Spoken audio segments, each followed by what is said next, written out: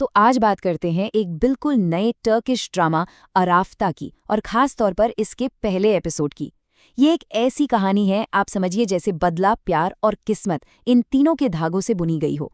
तो चलिए शुरू करते हैं।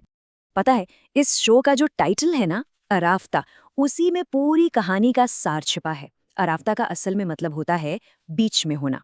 मतलब एक ऐसी सिचुएशन जब कोई दो बहुत ही पावरफुल, बिल्कुल ऑपोजिट ताकतों के बीच में फंस जाए।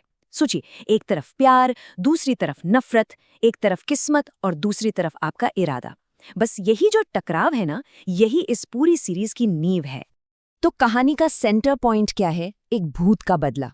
हाँ, और इस कहानी का जो मेन कैरेक्टर है आतिश कारहान, चलिए उससे मिलते हैं। एक ऐसा शख्स जिसके अतीत का साया उसके आज को एक भयानक तूफान में बदल चुका है। देखिए, जैसा यहाँ कहा भी गया है, आतिश कोई मामूली किरदार नहीं है। वो तो अपने अतीत का एक जिंदा जागता भूत है। बचपन के जख्म और बेइंतहा गुस्सा, इन सब ने उसे भर दिया है, और वो वापस लौटा है तो सिर्फ एक मकसद के साथ, उस परिवार को पूरी तरह से बर्बाद कर देना जिसने सालों पहले उसकी जिंदगी तबाह कर दी थी। लेकिन सोचने वाली बात है, कोई इंसान बदला लेने के लिए इस हद तक कैसे जा सकता है? पहला एपिसोड देखते ही एक बात तो साफ हो जाती है कि आतिश का गुस्सा अंधा नहीं है। उसका एक बिल्कुल साफ निशाना है, और वो निशाना है एक बहुत ही खतरनाक आदमी, हैदर यिल्दिरिम। आतिश का पूरा बदला बस इसी एक शख्स का चारों तरफ घूमता है। तो एक तरफ आतिश और उसका बदला है, लेकिन अब कहानी में एंट्री होती है एक ऐसे किरदार की जिसे पता ही नहीं है कि वो इस पूरी साजिश का सबसे बड़ा मोहरा बनने वाली है। और ये मोहरा है मेरजान यिल्दिरिम, उसी हैदर की बेटी। जरा इन दोनों किरदारों को देखिए, कितना कितना जमीन आसमान का फर्क है दोनों में। एक तरफ है आतिश, जिसकी दुनिया में सिर्फ बदला है, गुस्सा है और एक बहुत ही काला अतीत है, और दूसरी तरफ है मेरजान, जिसकी जिंदगी परिवार और अपनी जिम्मेदारियों के इर्द गिर्द घूमती है। उसे तो दूर दूर तक अंदाजा भी नहीं है कि उसके आने वाले कल में क्या लिखा है, और ये कि वो आतिश के खेल का सबसे खतरनाक हथियार बनने वाली है। और पहले एपिसोड में ही ये दोनों अलग अलग दुनियाएं बहुत जबरदस्त तरीके से आपस में टकराती हैं, और यहीं पर आतिश का बदला सिर्फ एक सोच नहीं रह जाता, बल्कि एक खौफनाक हकीकत बन जाता है।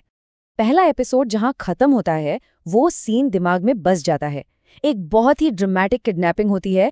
आतिश मिर्जान को अगवा कर लेता है, और ठीक इसी मोमेंट पर उसकी जो असली चौंकाने वाली प्लानिंग है वो सामने आती है।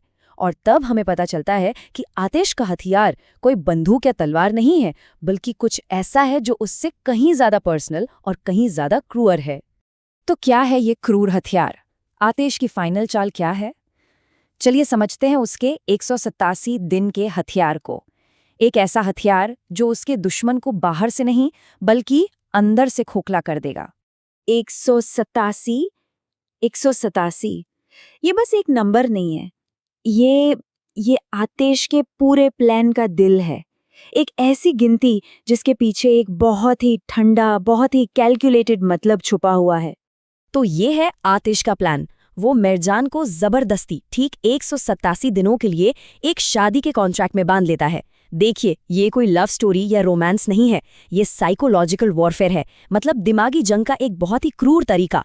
उसका प्लान है मिर्जान को उसी के परिवार के खिलाफ उन्हीं के घर के अंदर एक हथियार की तरह इस्तेमाल करना। अब सवाल ये उठता है कि इतनी कॉम्प्लेक्स और इंटेंस कहानी में ऐसा क्या है जो लोग इसे इतना पसंद कर रहे हैं? आखिर ये दर्शकों को अपनी तरफ खींचती कैसे हैं? चलिए इसे भी समझते हैं।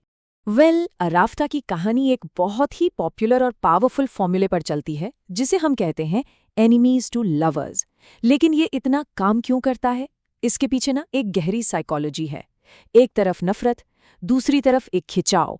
इसके बीच का जो टेंशन होता है ना, वो दर्शकों को बांध कर रखता है। फिर आतिश जैसा एंटी हीरो, जिसके गुस्से के पीछे उसका दर्द और उसकी कमजोरी छिपी है, उसे देखना अपने आप में एक अलग एक्सपीरियंस है। और कहीं ना कहीं एक उम्मीद भी जगती है कि क्या प्यार इतने टूटे हुए किरदार को भी बदल सकता है।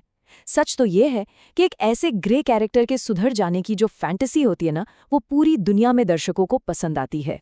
तो आखिर में ये पूरी कहानी हमें एक बहुत बड़े सवाल पर लाकर खड़ा कर देती है कि जब नफरत और प्यार के बीच एक जंग छिड़ी हो, तो असली पावर किसके हाथ में होती है? क्या बदला जीतेगा या फिर प्यार बदले की इस आग को हमेशा के लिए बुझा देगा? और शायद यही वो सवाल है जो अराफ्ता को इतना दिलचस्प बनाता है।